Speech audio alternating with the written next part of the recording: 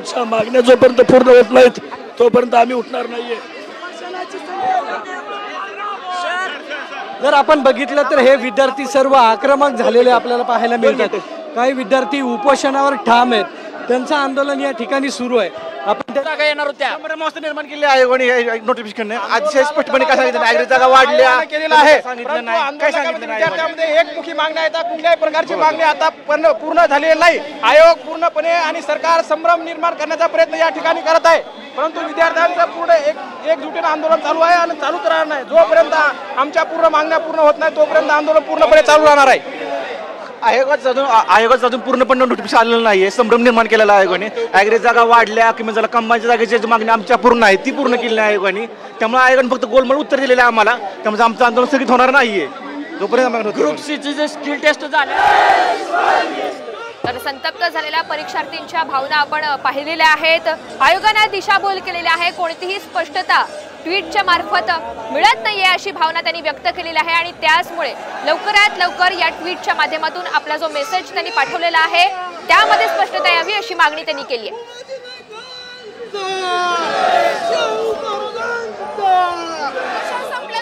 सरकारने ना विनंती लवकरच्या लवकर सर्व मार्गी लावावी। आमच्या तरी माणसांना काय झालं तर सरकारला आम्ही सोडणार नाही। आमची जी मागणी होती त्यातली कुठलीच मागणी सरकारने मान्य केली नाही। नोटिफिकेशन फक्त जे काढलंय ते पण अर्धवट काढलंय, तारीख सुद्धा कळवली नाही। कृषीच्या 258 जागा ह्या जाहिरातीमध्ये ऍड करणार आहेत का वेगळी जाहिरात काढणार, कुठली स्पष्टता नाहीये।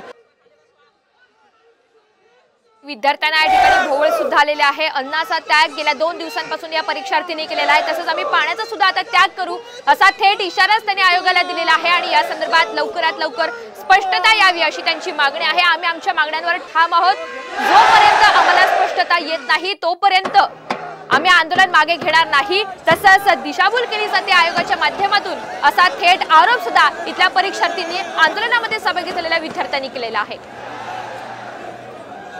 कृषीच्या जागा वाढवल्याशिवाय हे आंदोलन मागे घेणार नाही। कृषीच्या 258 जागांसाठी आता हे परीक्षार्थी आक्रमक झालेले आहेत। तसंच तारीख ही पुढे ढकलण्यात आली आहे, मात्र नवीन तारीख कोणती असणार आहे याबाबत कोणतीही स्पष्टता नाही आणि तीच नवीन तारीख जाहीर करावी अशी मागणी सुद्धा या परीक्षार्थींनी केली आहे।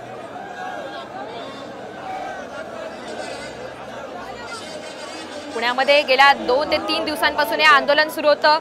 IBPS परीक्षा आणि MPSCची राज्यसेवा संयुक्त पूर्व परीक्षा या दोन्ही परीक्षा एकाच दिवशी ठेवण्यात आल्यामुळे विद्यार्थ्यांची मोठ्या प्रमाणात कोंडी निर्माण झालेली होती आणि याच प्रमुख मागणीसह हे विद्यार्थी सर्व रस्त्यावर उतरले। तारखेत बदल करण्यात यावा ही प्रमुख त्यांची मागणी होती।